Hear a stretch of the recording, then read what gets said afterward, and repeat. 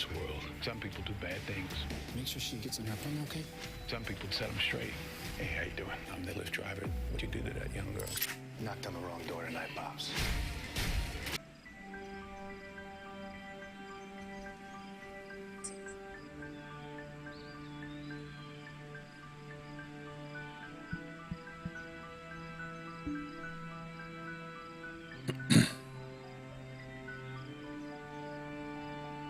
Testing, testing. Is my microphone working?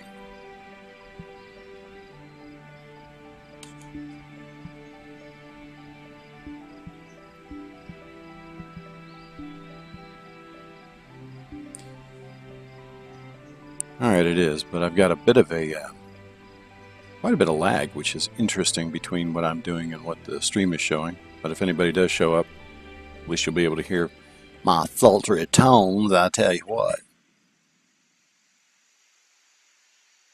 Placeholder. Anyway, okay, it's working. I can turn it down. I just have Steam on my phone, so I'm sorry, Twitch on my phone, so I can see what people are saying. Because it doesn't, I don't like playing, I don't like designing in a windowed mode. It bothers me. So here's where we stand so far. One is pretty much totally done. I did put in these weird yardage markers. I don't know if I like them, but I'm going to leave them for now. Got my pin positions in. This one's not too difficult. Come up around over her to hole number 2. It's a short par 4. My daughter, my oldest, just looked at me and gave me a look like, haha, my dad's talking to people who don't exist. She did it again. Little eyebrow raise. So anyway, you can stick a 5-wood up in here, or try and hit a 3-wood up in here, or try and hit a driver up in here, which is more difficult than it looks. You can, just hint, you can bounce it right here and bounce it up to the edge of the green most of the time. But if you try and come in this way, yeah, that's a bad idea. Hole 3, come down this way. Par 3, not terribly long, but it's a pretty hole. You got some hoopity-doops over here. This green can be a little interesting back here in the back, but it is fun. Oh, you're going to hear my oldest doing some piano lessons downstairs, so I'll prepare for that. No licensed music, so it won't be blocked out on the stream or anything. Hole 4 is a par 5. It is not terribly long, but it does require, you can hit a drive here that'll roll down onto the side of this hill, but then you got a side hill lie, and you got to avoid this tree and work your way up onto this green. Or you can lay up, over here, depending on the angle you want, or over here. You can sometimes drive down in here, but it really doesn't do a whole lot for you from an angle perspective. You're almost better off here playing off a side hill. Hole 5 is also kind of short. I hid the fairway a little bit on this one. You can see it over here to the side, but this is really either a 5-wood if you're into the wind, or even a 4-iron or a 3-iron if you have one. And you play across this little planted area here to a green that's protected. I have to go back and finish this green. It's going to be pretty rolly, and it's going to go off the edges pretty hard. But it looks kind of rough right now. I got to mess with the rough here. Then you come around this way to hole number 6, which is, oh, actually you'll come this way. Aha. Where I hid the fairway, you can see it out to the right, but that's kind of a short fairway. You got just a bunch of sand up here. So you'll actually play over into this area, and then your second shot looks pretty daunting up over all this sand onto kind of a 2-tiered green. This little ridge right here does play some havoc with these pins, which is fun. It's not too bad though. Hole 7 is another par 5. It's an open tee shot. Your only danger is if you hit it slow, or you try to bite off this corner, which you really can't unless you've got some really good wind. I'll show you something that's basically hidden on this hole that probably shouldn't be, but it is. Then if you have to lay up, you certainly can. Most guys are going to try and drive it down here, but this green complex area here is very hilly. So it's either going to push you over this way. So if you land here, you're going to bounce down here. If you land here, you might bounce in there. So you really have to pick what you're wanting to do. And the green does all slope this direction, except for right here. But here I was going to show you.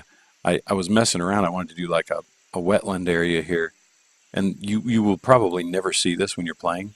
But I was really just doing it to see if I could figure out how to plant a wetland area pretty well. And I like the way this turned out. I think that's a pretty cool area. And then you've got your homes up here. Some modern homes as well, which is really a big building, but whatever. And this guy's house up here, for whatever reason. Hole 8. Hole 8 is kind of underwhelming, but I did it anyway. I've changed it 3 or 4 times. It's par 3. I will tell you that the pins on this one can be tricky. Pin 1 has a big false front you got to be careful of. Pin 2 is actually the easiest. Pin 3 is, if you land over here, you're going to end up here. So you have to play it up here, but you know you're going to bounce. So it's a little difficult. Pin 4 is not as hard as it seems, but it does run away from the player, so you do have to pay attention. Then you'll come around to hole 9. Par 4, the drive looks more intimidating than it is. You've actually got all of this area to land it in. And you'll play to an elevated green that kind of is pretty rolly. I figured as short as it was, you could, handle some roll. Hole 10. This is where I am today to try and finish. The planting is pretty much done on it. I just have to tweak the tees, put in the yardage markers. It's a par 5. I got to move that waypoint over here. You think you can cut this corner, you really can't. You'll just bounce down over here, which is fine. Then you do have to play over some crud. And the second shot on this hole is really quite pretty. I like it. You can lay up over here. You can try and lay up here. It does roll down. If you go for it, chances are you're going to end up right in this little hollow or in one of these 2 bunkers. The green I haven't messed with much yet. I think it actually is pretty good the way it is. I'll probably just put pins in it. I might flatten that out a little bit. Then up here you've got a vineyard. It is the Sonoma area anyway. That's the idea. So got to have a vineyard, right? I might put another vineyard in actually. 11 has most of the planting done, but still needs some tweaking and some tee help. The drive, again, looks more intimidating than it is. You can play short, you can play over here, but really you need to challenge this area. If you play over here, you will run down this way, which is closer to the green. You've got a lot of area over here that I only put there in case you get into trouble. You can get out of trouble over here. Second shot is kind of cool. It's nothing super special, and there's nothing behind it yet because I haven't planted those holes. But it's a narrow green, and it is going to be one that's going to be a little humped there in the center. Hole 12 has a lot of work left. The rest of these all have a lot of work left. It is another short par 4 that is potentially drivable, but you can just play an iron up into here, or you can get out a 3 wood or 5 wood and try and play up into here. All of this is pretty slopey though. It's just surrounded by sand. Big humps coming into the green everywhere. You have this little tiny neck that if you want to play to, you certainly can. 13, I'm not sure how it fits with the rest of the course yet, but I think if I plant this area in right here, it'll fit better. It is uphill going into a darker area. The bunkers are in play, but not terribly. They're more just a visual layering effect. I haven't done any work to this green yet, so you can see I have a lot of work left to do. Then you'll come up here, go to 14. 14 doesn't fit the rest of the course the same way, but I kind of liked the idea of this drive, so I kept it. You start up here. You can play out here if you want to. You can even use a 3-wood and you'll be fine.